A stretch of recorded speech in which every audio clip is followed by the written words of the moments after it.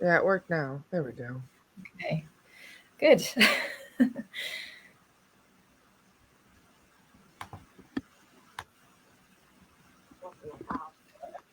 All right. Right. Just Oh give yeah, I it a can see it second. now. I have some Palo Santo I can light somewhere. Where did it go? I'm at a friend's house right now, so everything is kind of helter skelter.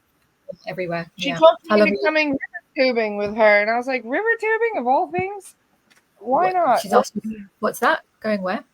I was supposed to be having this week to finish my adulting that I was supposed to do before I leave for Grenada because I'm going to Grenada this Friday.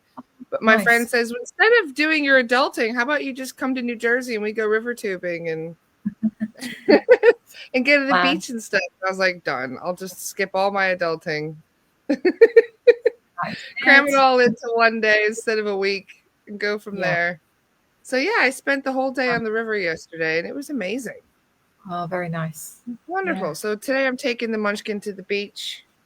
Yeah. So that'll be nice. Getting out in nature is a really important thing. And it was Yeah. wonderful to see how many people were had the same idea yesterday. All these Yeah. people getting out into nature and, refilling their cups, so to speak. Because the Yeah. energies have Well, been really chaotic lately. really chaotic. Here in the UK, in England, we've got a bit of a heat wave for us because we don't deal with the weather over here. But it's kind of been nice in a way, even though it is a bit much sometimes. But I think we've had so much grey for the whole year. We've had like a blanket over our skies, so I think people are feeling a little bit relieved to have some sun. But it feels still very chaotic. There's a lot of heaviness in the last few weeks specifically. I know a lot of my people that I've worked with have had a lot going on. Yeah. Yeah. Well, it doesn't help when they're using geoengineering to lower the Yeah. frequency of the whole Oh, yeah. collective through tragedy. I mean, that's a big part of it. But also, Yeah. I feel even the sun itself feels more intense, doesn't it? It does. It's not the same version, is it? We're all feeling that. Even the color of it, the feel of it, it definitely feels a lot more intense. I feel Yeah. like there's two versions of it.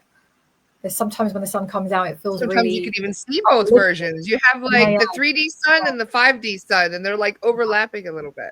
yeah. Yeah, And one feels a lot better than the other. So just yeah, it's very alternate at the moment. Yeah, it certainly is. yeah. It's kind of funny to hear as well that I couldn't believe that the UK is in a drought Oh, yeah. because That's we talk about the UK being one of the wettest places you can go visit. It's kind of a running joke. I don't know if that's very accurate Not because yeah, anymore.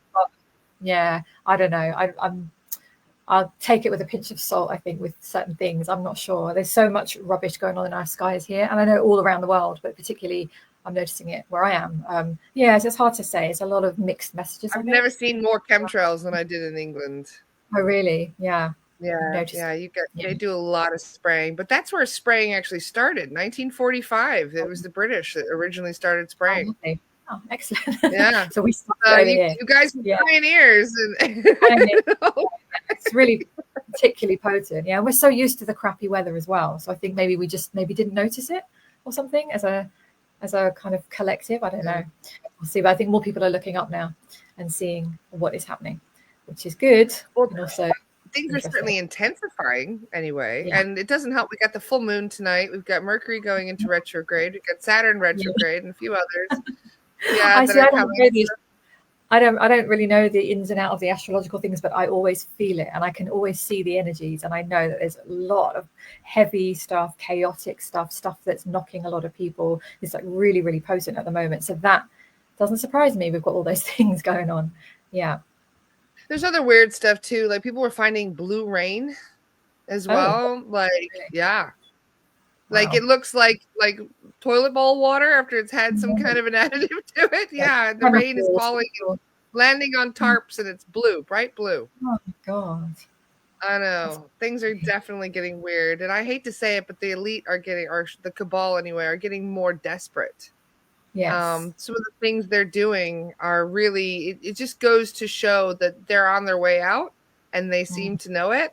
And it Yeah. reminds me of like children destroying their bedroom because they're upset that they're being grounded. You know what I mean? Like, Yeah. it's like Yeah. It's like full on tantrums, throwing everything out the window and Yes. outdoors. And that's the thing. That's why when people think it's getting worse, it does look like that. It really does, because you're looking at the earth going, what is happening? But it's just the response to the fact that there is more light. Well, I know we hear these messages all the time, but I think it's good to just reinforce it. There is more light. There is an ascension happening. It's inevitable. So they, kind of put yourself into their shoes. If you were them, what else would you do? You'd fight to the end, and you'd throw everything that you had. So you can kind of understand like where they're coming from, but it's just about realizing that that's not the reality. It's just the kind of response, to this ascension that I'm always told over and over. It is inevitable. And we even just need to look at the last 5 years, from 2020 to 2025. The consciousness has shifted massively. There's so much more like coming up, and the conversations we're now having so different to 5 years ago. So I see that. No matter how heavy it gets, I still see that. So I hope people can tap into that, remembrance, because that's so important. Yeah. I have a unique perspective on this, though, because I can't think of anything worse than things staying the same. Yeah, I agree. I can't stand it anymore. I can't take it anymore. Like, no, I need change. I don't even care if it's going to get ugly change for a little while, as long as it's going to be some form of change that we can turn into something better than what we had before. Because we just get worse. Yeah, it's like this stagnant, going around in a loop over and over and over, the same old thing. Like, my definition of torture is just to be on cycle, someone saying the same thing to me over and over and over. And that's why things like movies and films and music, it's driving us all loopy at the moment, because we're seeing the same stuff regurgitated over and over and over. It's mindless, isn't it? It's like we've seen this movie 1,000 times, like just slightly different variation. So this is why it's the time for creatives. I really think this is our time. It's going back to roots too, because we're going to do we're redoing. We're like, okay, we went too far down this path. Let's go back a little bit and start over a little bit, especially in regards to learning self-sustainability and personal accountability. A lot of people are really stepping up and recognizing where their power is. And that power is standing in your authenticity, for example. Being your true authentic self. No more of this cookie cutter bullshit. Everybody's really starting to recognize that they're different for a reason, and to allow that to stand out more rather than hiding in the shadows, which is really beautiful.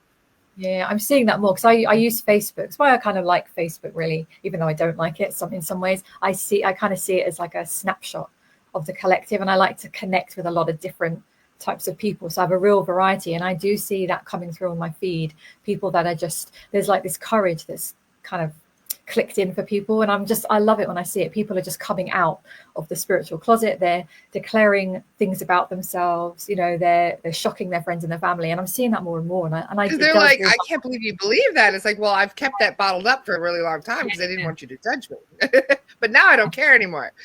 Yeah, a lot of like confessional energy on Facebook. It's like people are saying, this is what I actually think. This is what I've been thinking for the last few years. I'm coming out now. I'm sharing it with people. I don't care anymore how I'm perceived. Yes. And there's this open that throat chakra. Yeah. There's a lot of that. A lot of that. And sometimes people maybe overshare in terms of maybe it's just they're working things out as they're going. But that, that's okay. That's also part of the process. I've done that in the past as well. I've like just gone blah blah blah and just shared what's going on. Some of us are called to do that as well, And then sometimes there's a time to maybe just hold back a bit. And there's a whole mixture going on. And I love the whole throat chakra transformation. It's one of my favorites. I find it funny and also really powerful, because it's such a journey. Don't recognize, and it's funny because I won't know anything about the client, right? The client will just say, hey, I feel like I have a blockage. I feel confused in life, and then we'll look into it, and then we'll recognize all the telltale signs. Like the lower 3 chakras will be most active. That's showing that you've been in survival mode for a really long time. And when your bottom 3 are more active, it shuts these down. Your perception, because you're trying to survive, And so a lot of people are switching that. It's almost like they're dialing that back, and then they're activating these now instead. Yeah. There's either one of the two. When I see it in people, it's just like you've said, they're kind of activating the upper ones, like connecting in. Or sometimes the ones, people that come to me they've got the upper ones, they're really connected, but the lower ones are where it's like where you struggle to kind of create tangible things or feel very safe or grounded. Yeah, it's just like usually Yeah, all the financial stuff, and you're usually one or the other, and there's just like a balancing that needs to be had. But there's so much shifting, so it always warms my heart, and it makes me remember, like, no, this is all good. Like, do not fall for the doom and gloom. I don't think people here on this page are of that way, but sometimes there are I mean, we moments when all you do it sometimes, it's kind of hard not to when you get glimpses of sound bites yeah, from the news and the devastation and all the sadness that's happening yeah, around the world. Because I mean, yeah, but it's happening so rapidly. Like it feels like a few weeks ago we were in World War III. It felt like, yeah, and then all of yeah. a sudden, it's gone quiet now. Yeah, it's got waves, hasn't it? It's like a big wave that comes in. Like at the beginning of this year, there was all the fires in the US, and it's like that's how we kickstarted the year. And there's been so many waves. I think it's like goes out and then it comes in. So it's almost like just expect that we're going to see more of it, because that's always what the Arcturians are guiding people. There will be chaos. That's always been their message.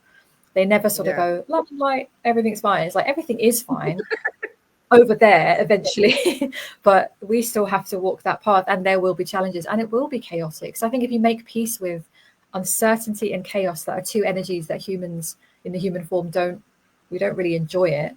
If you make peace with that and try and find some safety in the chaos and safety in the uncertainty, that's going to really help. I feel like it really, really helps you ride that crazy wave that's going to just keep coming in.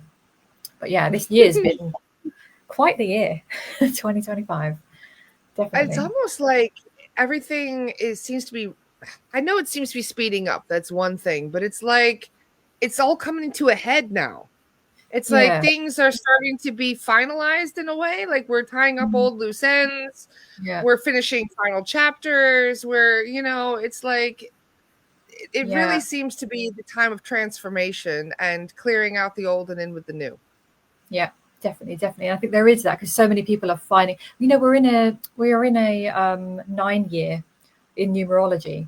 So Yeah. obviously, like if we set aside the actual real calendar, because we know that our calendar is, not the way that we've been told. So there's another kind of conversation on that. But collectively, we do follow this calendar. December, Yeah. we end the year in January, we start the year. Collectively, we have this energy. So we're in a 9 year for 2025. And in numerology, 9 year is all about completions. So we have 9 year cycles. Everything's run in 9 years. So we're coming to the end of a 9 year, whatever's been going on for the last 9 years. This is sort of the culmination. It doesn't have to be necessarily an ending, but it is a wrapping up of a cycle, the end of an era. And we're seeing that collectively, we're seeing that individually. So there's a lot of that kind of, I think that's why people are feeling quite a tumultuous energy and things Yeah. smacking you in the face, right? A lot of that truth's Yeah. coming out. Things you maybe were uncomfortable seeing, now you're seeing them, you're kind of being forced to see them. So a lot of that, like tying up loose ends, but then, as painful as that can be, what that will do is set the stage for a brand new cycle, which will kick in 2026, which will be a really different energy. Yeah, so it's a wild one. This year was always going to be a wild one. We said at the beginning when I was channeling, themes were always going to be chaos. Chaos was one of the ones. Rapid AI unfolding, which has been nuts, and then chaos have been the two really big um, energies for this year. And we're only halfway through. So buckle up, as always. AI in itself is such a double-edged sword. You can see already the disbelief. Like, nobody believes anything on the internet anymore. Like we already, like, we're wondering, like, should we believe this? Should we not? And now with AI, nobody believes anything, even if it's video footage. Now they're like, no, that's not real. Well, isn't that So convenient, right? Isn't that the age convenient? of If we start, misinformation is about to get worse, yeah, considering, you know what I mean? They're going to abuse that yeah. to no end, I'm But you sure. you know what I love about this? This is what I was thinking recently about the whole AI, because I had my moments. I was really reacting because I've seen other timelines, I've experienced other timelines on the AI thing. So I know how terrible that can be. But what I know, this is a different timeline. And what it will do is, because there's so much information, like people are panicking. They're thinking, oh no, my job's going to be taken. AI will do it quicker and faster. AI is going to do a lot of things quicker and faster. But actually, what it's going to do, it's going to drive us collectively into the heart, into the feeling, the energy, and the emotion. And that's what humanity has needed for so, so long. Because if you just stay up in the head, you're limited. So AI kind of coming in and it will to some extent take over that role. It's either going to create fear in people where they're just going to acquiesce to being a slave to AI, or you're going to have people that go, right, how do I go deeper? And that's where the energetics, because AI cannot create the energetics, no matter what people are saying. I know we have a lot of people teaching at the moment about AI channeling higher realms and all of this. It's such bullshit to me. I can't even conceive the notion that AI would be able to connect with spirit in that way.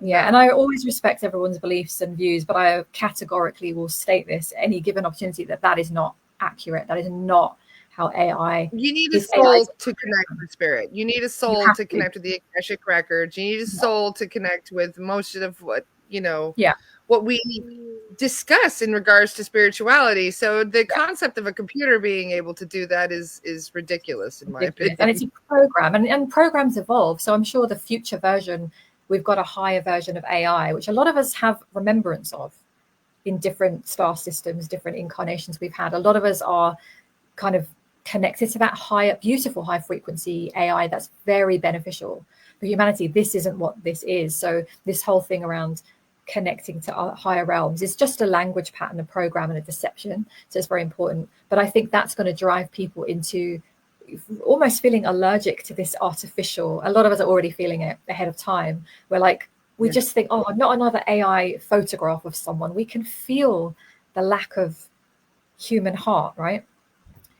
And that's what we're missing. And the Arcturians are always. What's deeply disturbing about most of it is the fact that we can be so connected to something that is so cold. And you get a lot of information from AI, but if you think about it, the amount of people that would be getting that information if they just went internally and wanted to communicate with spirit on their own, they would get more accurate information. Exactly. And it's just, to me at the moment, it's just a really, really efficient in terms of like search engine. And I know it does a lot more than that, but I'm just saying the way that if I used any kind of AI stuff, it would be, instead of me searching the internet for 3 hours trying to find information, it can come up with it in 3 seconds. And I can then just take the information based on what I know. I'm talking about technical information, not spiritual guidance or therapeutic, emotional, soul-based stuff. But there's so much, there's just so much evolving with that. You know what, I must admit, I did use it once for dream interpretation.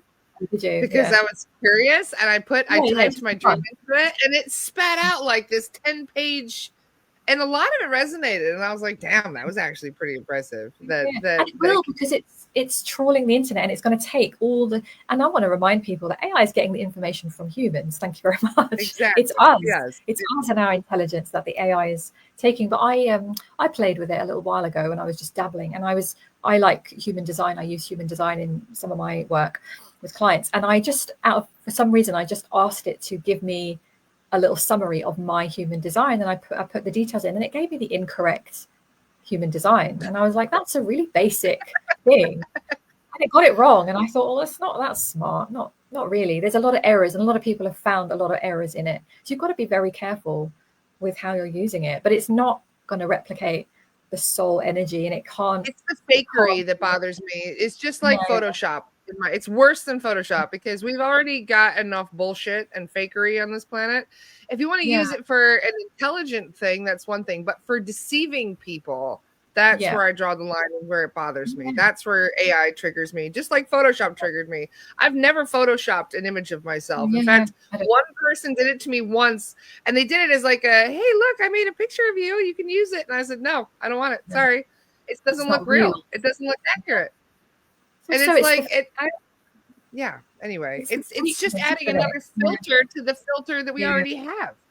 That's the thing, because we're in this matrix system, which is a fake artificial system, and then they put filters over everything, our photographs, our whatever we're doing. A lot of people filter themselves to the point where they're like not recognizable in real life, which I find is just very sad. And I don't know what that does for someone's mental health, because deep down you know that version isn't really you. It's like you look completely, your features are completely different. It's kind of weird, but we're going to see a lot of that. But I find that I went down for a little while down the kind of line of feeling quite concerned about it, until I remembered, no, this is just the evolution. And then also whatever low frequency comes in, it always gives way to something better. So we are going to start becoming more discerning, because we're going to have to.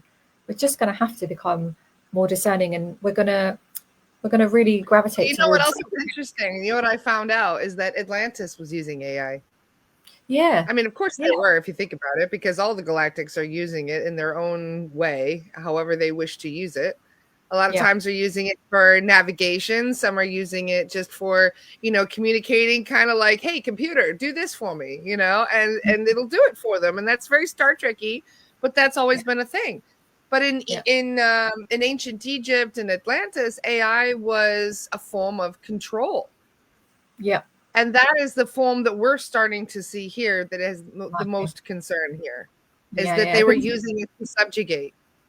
Yeah, because it's not the AI itself, the artificial intelligence tapping into information and assisting it. That's just a tool. It's just the problem. That's why people think when we're having discussions like this that we're anti-AI, and it's not. It's not that. The tool itself, great, bring AI into us, relieve the human of all this crap that humans have to do. Great, I'm all for that. But the problem behind it is the programming in its current form, which is, as we know, is deceptive, and it's to overtake the human. It is not to try and uplift us. It could be used in beautiful ways, and there'll be a deception. I'm waiting for the kind of healthcare when they start to bring in all of this crap around, AI being implanted into the body. That'll be the next wave that we see. And it will be all these amazing health, miraculous kind of things that are happening. And it will deceive a lot of people, because you do not want to let AI into your body, which is the ultimate agenda, right? So that's where listen to Elon Musk. He says we already are, technically, because we carry a phone with us everywhere we go.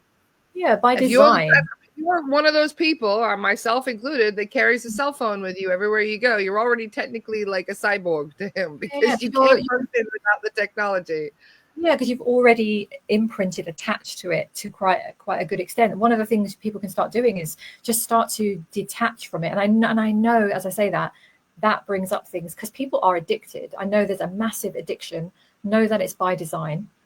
It was created. You were manipulated into this addiction. But just start. I like to, because I don't really feel very attached to my phone, to be honest. I use it when I use it, but I like to just leave it.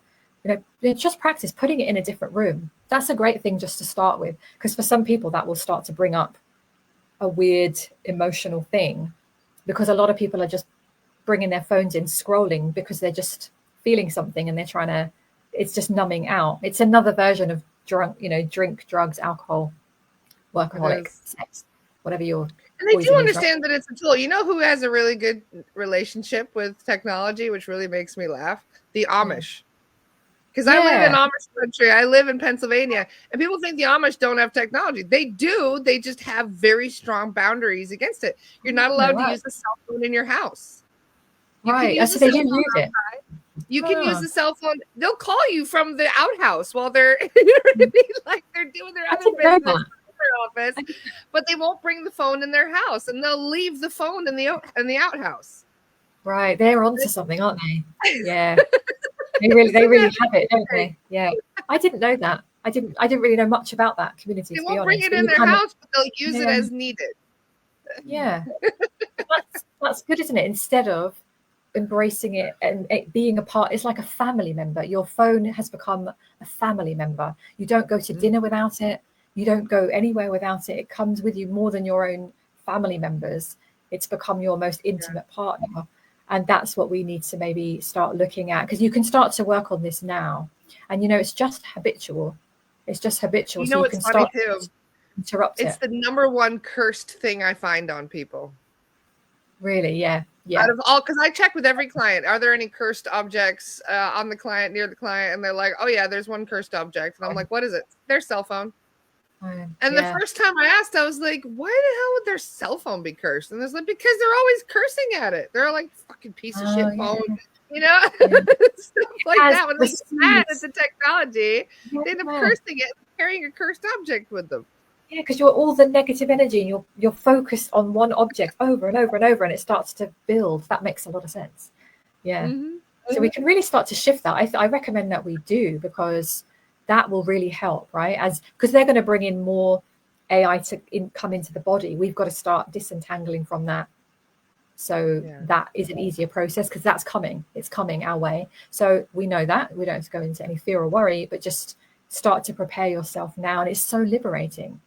You know, when I take what really caught my attention with all of this. Oh, sorry, we have a little bit of lag with the internet there. I think the number one thing that called attention to my addiction with my phone was seeing my kid and his tablet. Right. Because, and I'm one of those annoying parents where I'm like, if I have something that I would like you to experience with me, there's no way I'm letting you, even if it's just a drive somewhere, I'm like, no, you're not, you're going to look out the window like I did. We're going to a cool place. I want to check it out. But if it's like quiet time, and it's raining outside and he just wants to relax and play on his tablet, I'm like, yeah, fine. And he was really good about me taking it away. But then you start to notice after a while that children start to it's an addiction. It's a severe addiction. It is. It really is. And when you start to recognize it within somebody else, you start to see, I can't give him shit because I was doing the same thing. So we both get rid of our screens. I'm like, if I'm going to boss you around and take away your screen, I'm taking away my own screen, because it's not fair to take away his while I'm on mine. Yeah.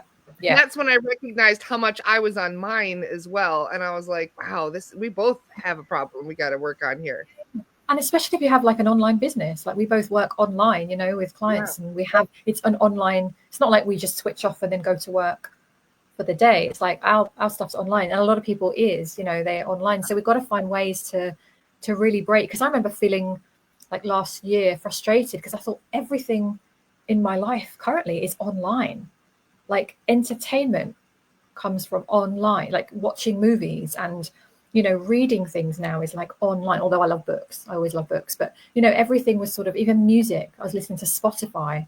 It's like, that's online. It's like, what do I do that isn't online? And I had to really evaluate that and just I started to just step away from some of that and get out into the fresh air and remember that there's an actual world out there. And it sounds insane that I'm even saying that, but that's where we're at the moment. It's been very, very gradually, snuck up, and we're a generation that remembers more, but the world's gotten smaller. People aren't even talking to their neighbors anymore, hardly. But we're a generation that remembers, a time when we grew up without cell phones and online social media. We were the last generation to know the world before social media. That is such a weird thought to me. I often think that, and it's like, if we struggle, can you imagine what it feels like to be born into this world with everything online? Like we've really got to start getting conscious about this, and really, and we've really got to have, and I think a lot of, people who have children, parents who are parenting, like my daughter's grown up now, but I know when she was growing up, mobiles were a thing, cell phones. It wasn't. Yeah, but then they used to be like 10 pounds, and you'd have a special case to carry it around with you, or you'd only have one in your car if you were really rich. You had a car phone.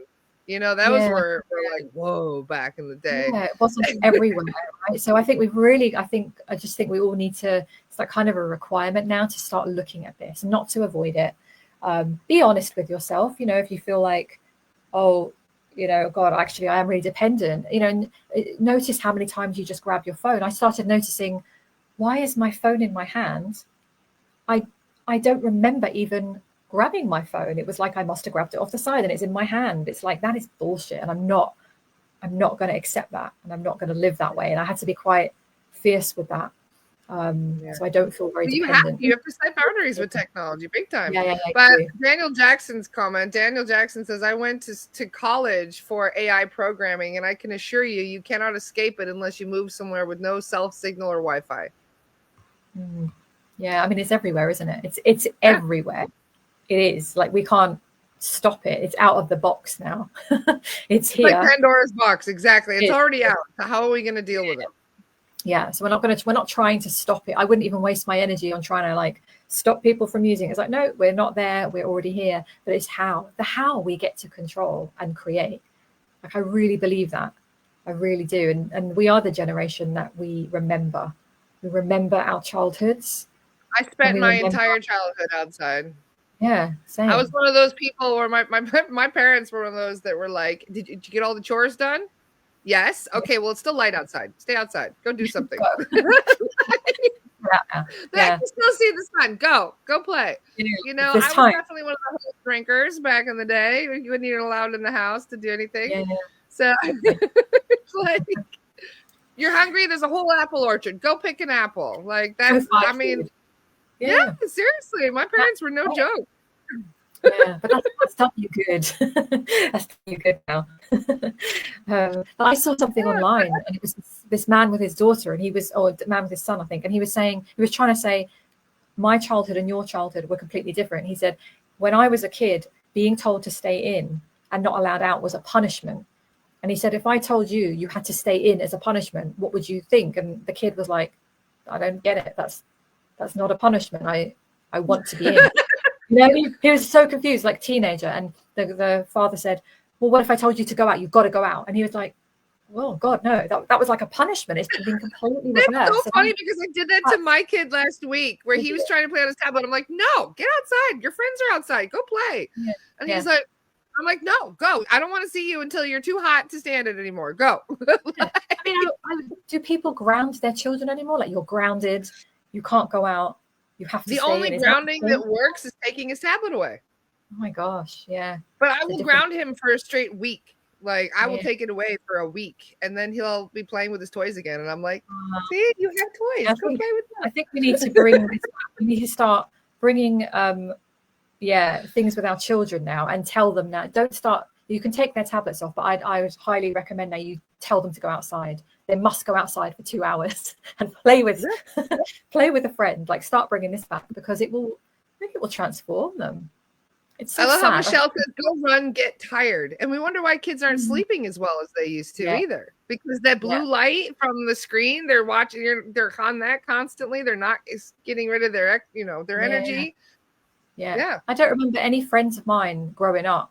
Like, obviously teenage years can be different, but growing up, like, having problems with sleep, that wasn't even a thing, because we were getting enough oxygen and enough air and running and screaming and jumping. God, it's really strange, isn't it? So punishment now these days is you've got to go outside. That is crazy. We did have a couple questions that popped up. Where's Aaron's question? Aaron had a good question a few minutes ago. Aaron, I'm just scrolling back up to it. We've got a lot of positive comments today, but it's interesting that so many people are dealing with the same thing with their kids. So it's almost like this was collective programming in a way. Yeah. Oh my goodness. Aaron, do you still have your question? It is gone really far back up here. I can't find it. Connie asked, Marie, have you talked to the Arcturians lately? Oh, yes, on a daily basis, most days. Constantly. So if there's anything that anybody would like to ask, feel free, because I can connect, I can share perspectives. We're always happy to do that, especially on places like this. Well, we have been noticing the Arcturians are wonderful in regards to clearings, especially because we've had so much activity in regards to technology, like negative technology. We're not just talking about AI, but like implants and ET devices and all kinds of stuff. And when there's something that we don't even know what to do with it, we're like, what the hell? We don't even know what this is. We call in the Arcturians. Yeah, they're really good at that. They're really good at that. And we see that a lot, probably because of the nature of my work, because I work with them. I tend to attract a lot of people with this. And there's a lot of devices, implants, all sorts of weird looking stuff. The good thing is we don't need to understand it, because it's intricate and strange looking stuff we've seen. But the Arcturians can just move it. They're very, very kind of easily. And for those who may not know who they are, do you mind just explaining a little bit about the Arcturians? The Arcturians, so they are so we know that humans are humans. We have lots of other beings everywhere else in the universe and beyond. So Arcturians are higher dimensional galactic beings. They're like family to us.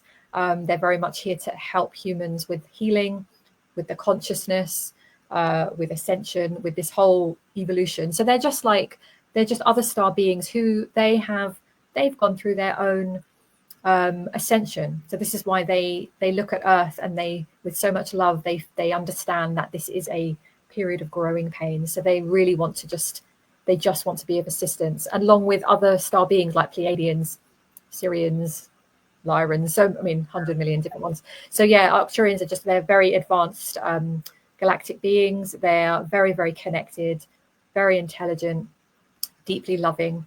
They sometimes sound super serious because of the information, but they have got an excellent sense of humor. They like to laugh. They like to bring that humor in. It's one of their huge. They do tell jokes, and they're very funny. Yeah, they love it. They love it. They love it. It's just sometimes, often we will ask them about the serious stuff, so they don't get maybe an opportunity to bring the humor in. But I try and bring that in as much as possible. But yeah, they are very funny, and they're just very loving, very, very loving. And you can all ask. There's this one medium that went into trance. Her name is Leia, and Leia and I are very good friends. And I call her darling, because we're just such good friends. Right. She went into trance, and I accidentally called her Arcturian darling. I was like, "Thanks, darling." He goes, "You're welcome, darling." Yeah, I was laughing so hard the way he said it, because they're just so funny. It's the way that they say it, isn't it? They've got like this. Yes, it's the way they say things. Yeah. It's really, but it makes me. I've cracked up lots of times when I've just been channeling and it's come in and I've burst out laughing before I've delivered the message, because I'm like, sorry, I just have to say the way that they've just come in and played with you and maybe done like wordplay or just timed it in a way. They're really, really funny, and I'd like to bring that through a bit more actually, because they are. Yeah, they're serious as well, but they're not. That's just a part of it. I have one friend who has 2 Arcturian guides. She's watching right now. I love you. And she asked one time one of her during one of her Meet Your Soul Guides chats. She goes, "What are their names? What are their names?" And they said, "Just call us A and B." That was let's just keep it simple, because you probably couldn't pronounce it. That cracks me up. Yeah. Just call us A and B. Because they like to simplify. That's what they're also. They like to take these concepts, and put them in a way that we can just get it. So they'll just do the shortcut, so we get it. That still cracks me up. That is so funny. Yeah. But again, as you said, it's the way that they say it. It's the way that it's delivered. There's a real humor in the frequency, how they speak. Yeah, and it's a lot of fun. Yeah. So if anybody wants to ask. Erin had a question. I found it now. Curious, how have Marie's sessions influenced her perception of our time now? I feel, because I do lots of different sessions, but the sessions that come to mind for me is more like the hypnosis sessions, when we tap into the different timelines. So it's made me realize that what we're experiencing now, it's not to dismiss it or downplay it, but it's just one of many trajectories and timelines. So it's sort of what it's helped me see is we can take the pressure off. So it's not that we just don't have to worry and just be complacent, but sometimes people get into this panic around, if we don't change humanity's future, if we don't, there's all this pressure and it gets quite heavy and dense. And actually we can actually lighten up about it, because you can start to see, and what I've seen in a lot of sessions is there's lots of trajectories, there's lots of timelines. We're all hopping across timelines and versions of timelines all the time. So that's why the most important thing really is, you've heard this many times, is our own frequency. No matter what's going on, you could be someone, and I see this a lot on social media, people that are sharing truths about the world, and this person is revealing this, and this disclosure is coming out, and politics and legal and all sorts of stuff. If you're not working on your own frequency, that stuff doesn't even matter. It doesn't matter how much you know about the world and what's unfolding. You are very powerful. So my sessions always remind me that each one of us are so powerful. You in your home right now, with all of your messes and human life and all the problems and things you've got going on, your frequency, you're still someone that's here holding this higher frequency, and that is so powerful. So that's kind of what my sessions show me a lot, but that's what comes to mind right now. The now is very important. Right now, in this moment, we can direct ourselves and the collective consciousness from where we are now. And we've heard this again, about being in the now. I don't think we can hear that enough, because each time we can receive that in a different way. We feel that. But there's just not to just to remember the multidimensional nature. That's probably the biggest thing. From all of the work, it's like you are not just this human that's just had this lifetime. Let's get beyond this conversation now of maybe I've had a past life. Of course you've had a past life. You're a little bit crazy if you think you haven't. That's what I'm going to say. You've had not just one past life, you've had multitudes, and you're having them now, and you're continuing to have them. You're multidimensional. A part of you is here. There's many parts of you elsewhere. And when you understand I that, would you say can it might be feel. your first life as a human. Yeah, It might be your first yeah, life here on yeah, Earth, yeah, yeah, but yeah. you probably Oh, existed for a very, very long time, all over the place. In fact, yes. even Earth seeds that have only really remembered being here on Earth, they came from elsewhere. Yeah. Everybody has. Yeah. Exactly. So it's just to understand. And I asked the Arcturians once, like, what somebody asked me on a podcast. They said, what would the Arcturians want to share with humanity right now? That's the most important thing for us to know. And it was you are multidimensional. Really start to remember. And some of you will, just as we're speaking about this, you'll just start to remember. You'll start to feel it. Whether or not some of you have had hypnosis sessions, some of you might have the experiences. You don't have to have those. Those are just great tools to assist. That's what I do with clients sometimes. But equally, you could wake up having had a dream or a memory, or you just have a knowing. You might watch a movie and just get tearful because there's a scene that moves you. That's probably an echo of something that you've experienced somewhere. Sometimes when you can't explain why something's so emotional, Oh my God, like, the triggers are a huge sign for that. Whether it's your inner child, because we bury a lot from childhood too, or it can even be past life. It's definitely a trigger. Yeah, like I always had emotional. Yeah, we always had emotional responses to anyone imprisoned, especially for things that they shouldn't have been imprisoned for. And it's always been a massive thing. I was like, where does this come from? And I know the injustice wound, we call it. Yes, the injustice wound. A lot of witches, a lot of people who were burned as witches have that as well. Yeah, and healers and seers and all sorts of people who were connected have had experiences where we've had imprisonment of some kind, and worse, an execution and stuff. But that imprisonment was always this thing that I used to get really moved and emotional about, and I understand that now. So it's just to remember that you are infinite, and I like to tap into that fearlessness to say you can't kill us. We cannot. You've tried a few times. You might have succeeded, but we're back. And I had this remembrance one afternoon. I was like, oh my God, I've been killed a lot. And I'm here.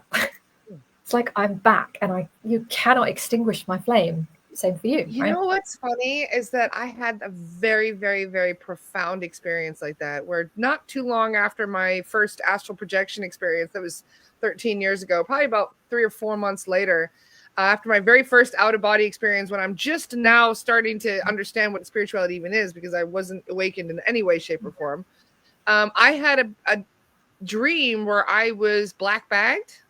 I was walking down the side of the road, and 3 men jump out of a wood panel station wagon, threw a bag over my head. That was the last thing I remember. I woke up in I was like an underground garage somewhere, and there was a tarp laid out, and they tortured me to death. And it was the most horrific dream I'd ever experienced. I mean, there was no sound, though. It was the weirdest thing. Like, they would punch me, and they would do all these horrible things to me. And I woke up screaming blue murder. Like, it was the most horrific dream I'd ever experienced. And it really shook me to my core, to the point where I was even scared to go to sleep. Like, I didn't want to go through anything like that again. Yeah. So I went to a healer, and she explained to me, she goes, she's like, how have you changed since that dream? Like, are there certain things, like, is it made things worse or better? And it's a long story, but I had it's almost like a couple sessions with her, and we ended up realizing that all of my phobias were gone. I used to have claustrophobia. I had a fear of height. I had all kinds of like fear of like being restrained. I had like, if anybody were to like lay on me, like in a way, like just messing around just to hold me down, I would freak out. I would instant panic attack. You know, even if it was a little kid just messing with me, I would just any form of being restrained, I would freak out, and that was gone. And it just disappears. Yeah, because sometimes it's just revisiting it in some way. And I was wondering why. And they said you needed to learn that they can do everything that they can try to do. You know what I mean? Like, they would literally destroy your whole body, and you're back again. They couldn't destroy you. They could wreck your body. They could harm your body. That's all they can do. That's the only thing they can do, is wreck the physical body, but not who we are. And I when I felt that, like, and you know what? It's weird that you said that, because I had a very similar dream, just as you described it, very similar, with the bag and then the torturing. And I woke up, and I really, it was like disturbing, but there was something in it that almost was like liberating. It was very similar to the way you described it, actually. Weird. But it really stayed with me like for a few days. And there was like a power that came from it, because when you know this about yourself, it's like you can start to live your life in very different ways, because most of the time humans are just restraining themselves because we're scared of loss and death, ultimately death. You know, even if you think you're scared of losing a job, really it's a fear of death, because you're scared of losing a job.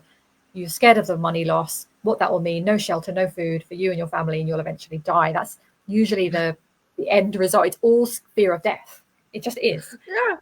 It removed my fear of death completely. Yeah. It really did. In fact, I actually got kind of stupid. I mean, I was doing all kinds of crazy shit, chasing poachers through Africa and all kinds of shit.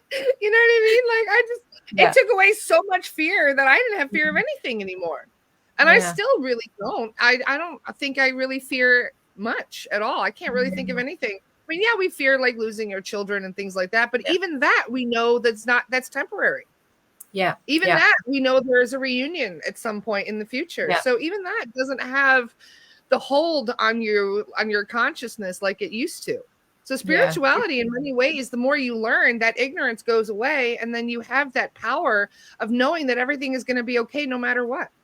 Yeah, and imagine if tomorrow every human on the planet woke up with that, the whole planet would change. So that there's something really powerful in that. And yeah, it's such a liberating thing for all of us to know, like we cannot be extinguished. We just cannot. So what are you gonna do? What are you gonna choose to do in this lifetime if you already know everything's going to be okay and everything works out? Because you cannot be extinguished, you can only continue on and on. What do you choose? And that changes the game, which I love. If you don't have fear, there's nothing they can use against you, because that's the one thing that they'll use to try and subjugate you or control you or to push you away from your path. And if you can release that fear, there's nothing they can do to you. Yeah, you're free. Just face it. Acknowledge what you're fearful about, and that's the first step, just to acknowledge like what is scaring me in this situation. What is it? And actually name it and go, even if it sounds silly or stupid to you, it's like, I'm scared of being on my own, or I'm scared of not being loved, or whatever the version is. There's 100 different ones, right? Just acknowledge it. And because once you start to face it, that's part of the healing around it, you know, and you'll have your reasons for having but sometimes fear is also people's rock bottom. I see that for someone right now. There's somebody in my family who, it's a long story, but he has not taken good care of his body to the point where he needed a liver transplant or he would have died. And even after the liver transplant, he hasn't really changed as much. He hasn't changed his mentality. He hasn't changed anything. And he had this, I don't need anybody kind of attitude and, you know, like just getting through life. And it's a long story, but because he wasn't doing the things he was supposed to be doing, and a lot of the you're supposed to stick to very strict limitations after you've had a transplant. And he didn't stick to those things. And now he's at the point where he's helpless. And I asked the soul guides, I was like, this is a really scary situation. And they said, well, he'll get better. And I said, well, was this his rock bottom that we've been kind of waiting for? And they said, yeah, he needed to be helpless. And that is his rock bottom. He had no fear of anything. He didn't give a shit about himself to even have fear for himself. But now that he's helpless, now that it's gotten this bad, this is his rock bottom, because all of a sudden he realizes, holy shit, like I have to do something for myself. I have to, you know, it's like a healthy level of fear I get, because at least then you want to take care of yourself. You actually give a shit. Yeah, like we're not saying no fear whatsoever on anything, because obviously your ego is there to protect you from like walking in front of a car, you know. Like you have to have that healthy fear, but you know, we're talking about like fear of just living and fear of consequences. Fear of being yourself, all of those things. Yeah, it's incredible, isn't it? But yeah, sometimes the fear is going for it. Sometimes the fear is facing your stuff, and actually sometimes for some people the fear is, well, what will happen if you actually do care about yourself? That will bring up some stuff, right? That's not maybe an obvious fear, but there's a fear of, well, what happens if you actually took care of yourself and actually put the effort in? What might happen? And for some people there's a secondary gain. A lot of people have this secondary gain of, if you recover or if you overcome something, then what will happen? what looks on the surface as a good thing. A lot of us have this. I had this when I was recovering from long-term illness. And I've helped people through long-term illnesses, and this often comes up. It's like, you make headway. Why is there a sticking point? Because subconsciously there's this secondary gain, and there's a fear of, if I do recover from this, or if I do overcome this, or if I do make the money or change or step into this bigger version, there'll be something that I'm afraid of. Could be a perception, or it could be something real. But sometimes that needs to be looked at. Like, what might, like, one of my things I used to like journaling or reflecting on is what might, like, how might I be benefiting from staying where I am in this stuckness, or in this, like, look for the benefits, and you'll actually find, oh, it's to protect myself from losing someone or something, it comes up a lot. It's a really, really big one. Yeah. It's not obvious. No, it certainly isn't. And I think a lot of us are coming to terms. And it's beautiful that people are even recognizing this, because a lot of times these fears are unconscious. Yeah. You don't realize that you even have it until it gets triggered. And when it gets triggered, a lot of times we get thrown into a panic because we aren't ready to deal with it. Yeah. And, there's all kinds of different fears. Some people are mentioning like fear of failure. That is a really big one. Definitely. Yeah. Fear of abandonment. Yep. Yeah. That's a big one that I was working on for a long time, especially as a veteran starseed. But a lot of veteran starseeds are working on the fear of abandonment. Mm-hmm.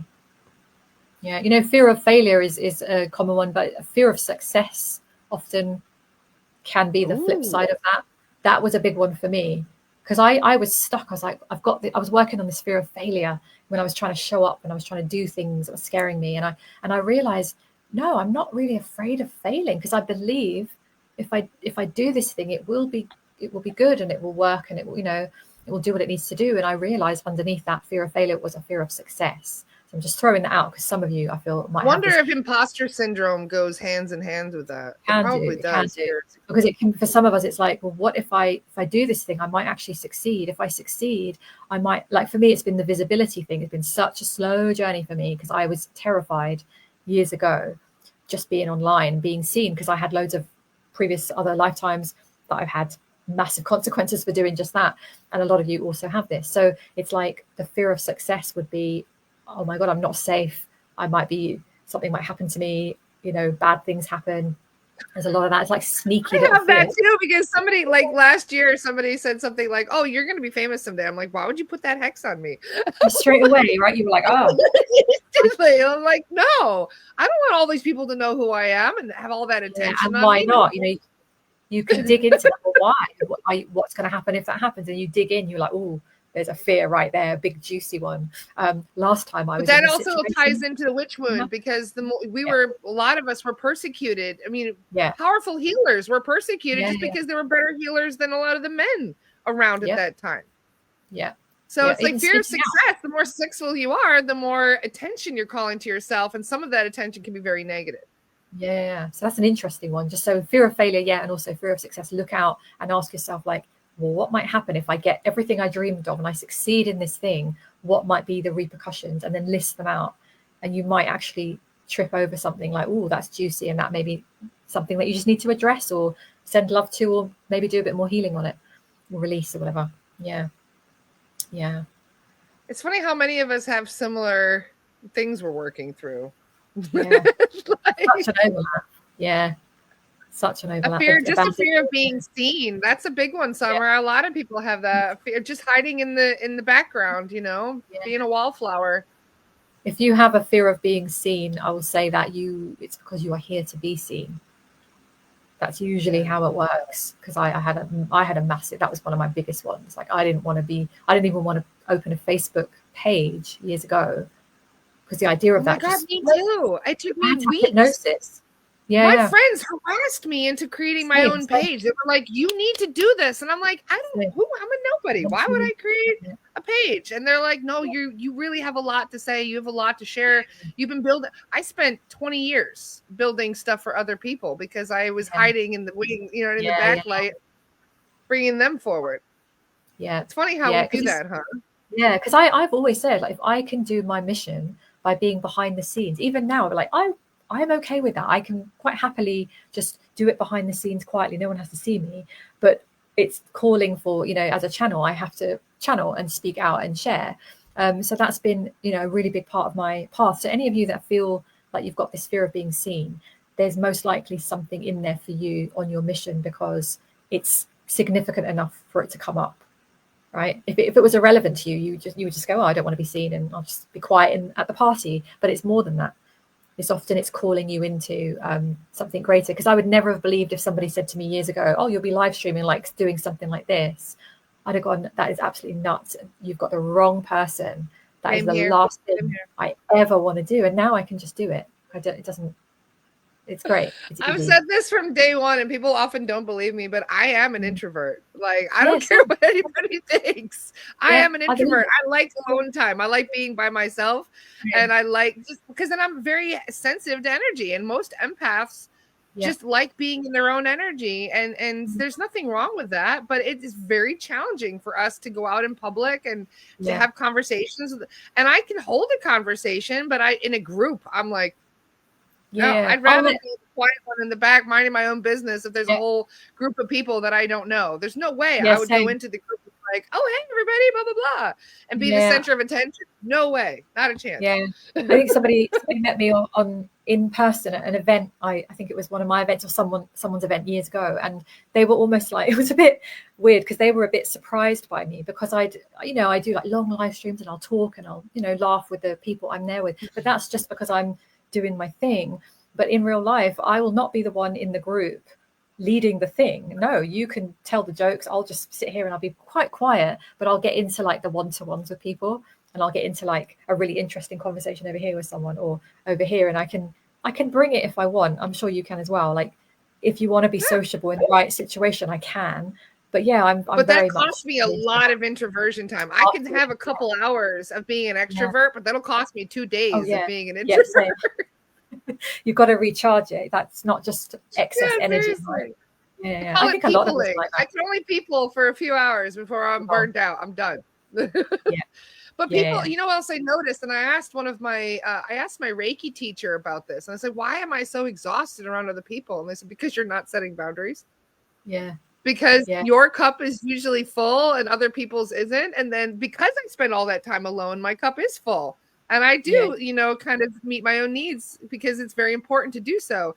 But other people are exhausted. They're burned out. They're not taking care of themselves. And so when their cups are empty, they come straight to you going, hey, please, sir, may I have some more? And so it's like, because I know that from sessions, right?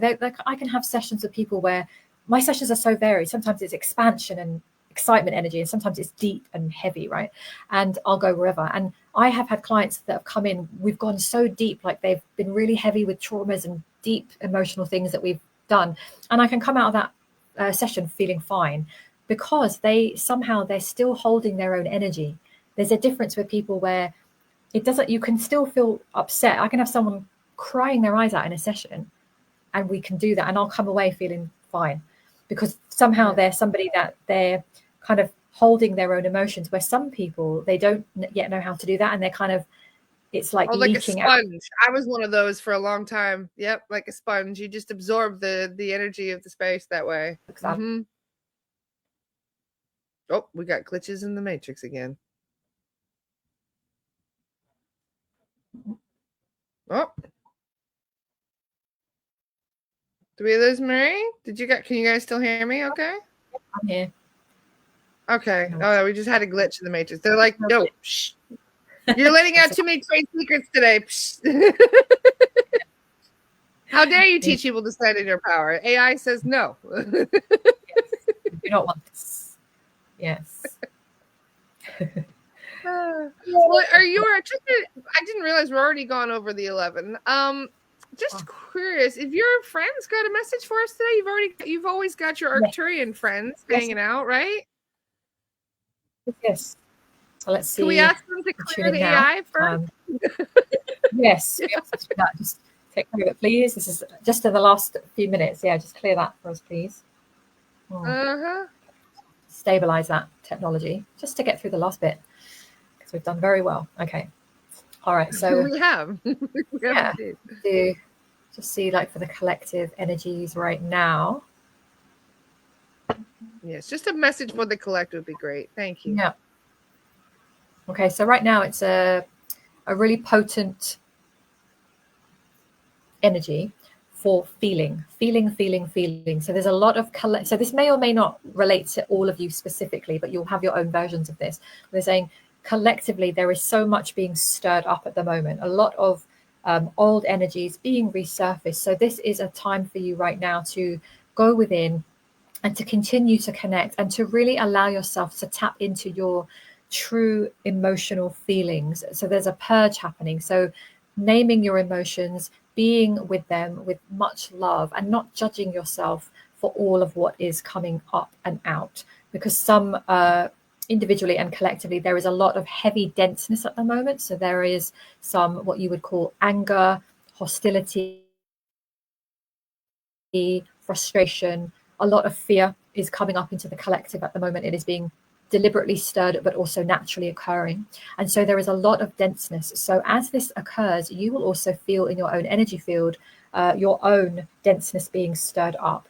This is a wonderful thing because it is a reflection of there being more light on the planet and more light in your bodies. So rather than try and distract yourselves and numb out or overcome it, perhaps with some positivity or some distraction of any kind, to take some gentle moments to sit with it and breathe with it. Call us in for support. So you can call in the Arcturians, the angelic realm, or any of your higher dimensional, higher frequency guides that you resonate with. And you do not have to do this alone. Know that you are deeply loved and supported, but it's going to serve you now to really sit with what is coming up, because as you feel it, it is a simple matter of allowing yourself to feel so that you can move the energy and it can be released. So there is much deep release happening for many of you. And so for those of you who are not feeling quite so heavy, you are simply being encouraged to follow the energies, allow yourself to take action and move in the directions that your soul is guiding you into. But know that this intensity will pass. There is a lighter energy to follow, but right now you are in the thick of it collectively, and there is a lot of this energy. So to release the worry, to release the fear, nothing is going wrong, and this is simply part of the evolution. Yeah, because it is kind of heavy. Yeah, it certainly is. Thank you. very Connie wanted to ask, how can we connect to the Arcturians? She says she's not psychic at all, but you are, Connie. Everybody is psychic. Yeah. If any of you are asking the question, how can I connect to them, or Arcturians or angelic realm or any other being, it's because you are wanting to, you're ready to, and you're absolutely able to. So you don't need any kind of magic formula. You can do this yourself. I do help people activate and to connect, but that's, again, it's always an additional thing. You are absolutely capable of doing it yourself. So you can just sit. So just sit, and just the best way to do it is just to get yourself into that connected, that feeling when you feel very connected and very in tune. It's important to do that, because if you just simply try and connect, there is a chance that infiltration can come in, and you can be open to the fake guides, the fake teams that come in. So that's why if you get into that, make sure you're just very conscious. You connect, whatever helps you, meditation, nature, you feel that connection. And when you're in that space, just simply ask for your higher self to assist you and say that you are now wanting to connect with the Arcturians or the angelic realm or whoever else. And you can just call them in, and you can start with just asking them to be with you. Ask them to be with you in the space with you. It doesn't mean they just come down and start to give you information, although it might happen with some of you, but just ask them to be in your energy field.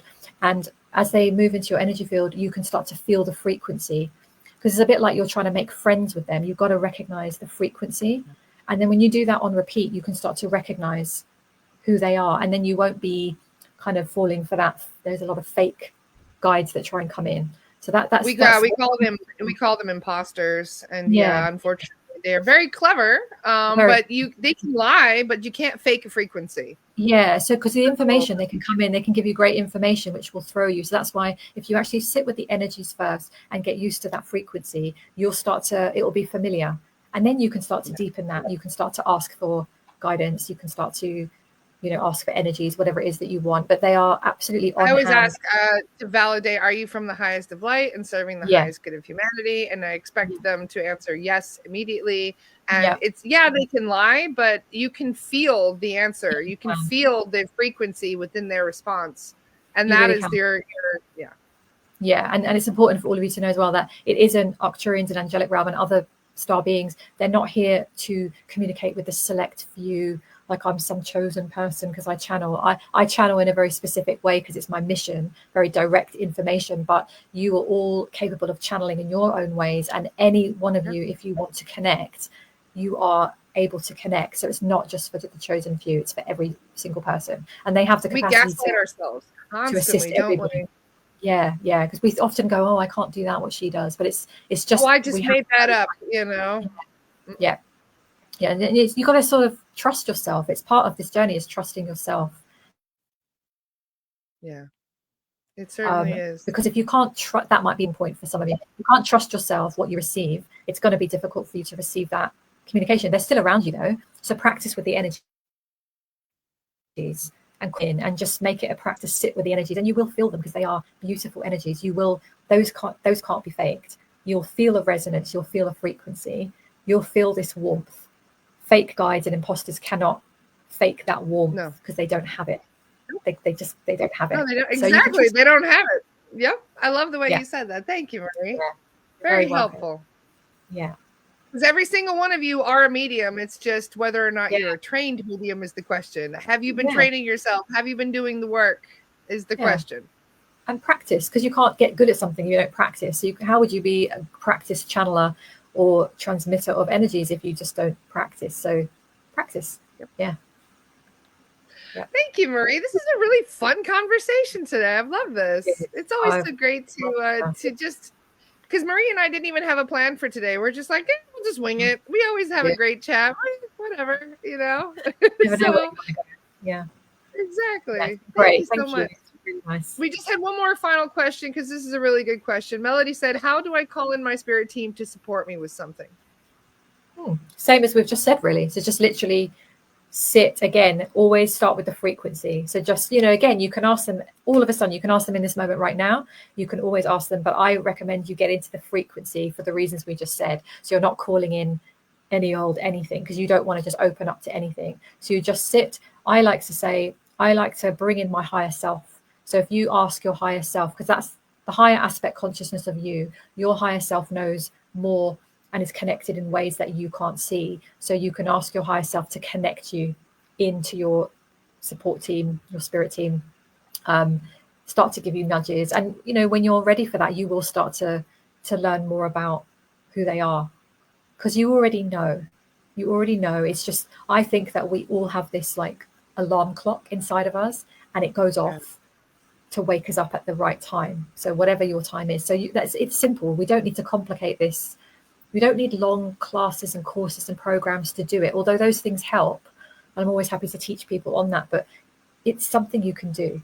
You can just do it because you decided to do it. All right, so have fun with it and have some, and another thing is not to get so serious. If you start to go, calling in my team, I can't get anything and I'm really serious, that will block the frequency because you're in a heavy vibration. So just let go, get very playful. No pressure. Yep. If you don't get anything, come back again tomorrow and do it again. Just make it light. The lighter you are, the easier this process will be, and you'll all connect because this is what you're here to do.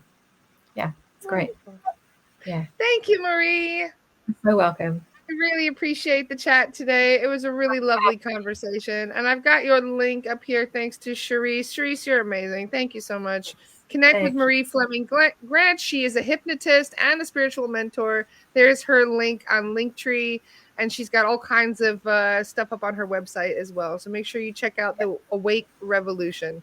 Yeah, so awakerevolution.com is my website, which you can find everything on. And then that link has all the other links. So yeah, I'm around. I'm on Facebook as well and YouTube. So mainly Facebook is my main place. But yeah, you can find me wherever you are. Wonderful. Thank you, guys. I have one more podcast that'll be with Ferris tomorrow, and then I am off for 10 days in a row because I'm going to be focusing on self-care. Much needed. Yeah. I can't wait for my little mini vacation. I love you guys. I hope you all have the most amazing day. Thank you so much to Marie as well. And I'll see you guys soon. Take care, everybody. Bye. Bye. Thank you, Marie. This was a really fun chat today.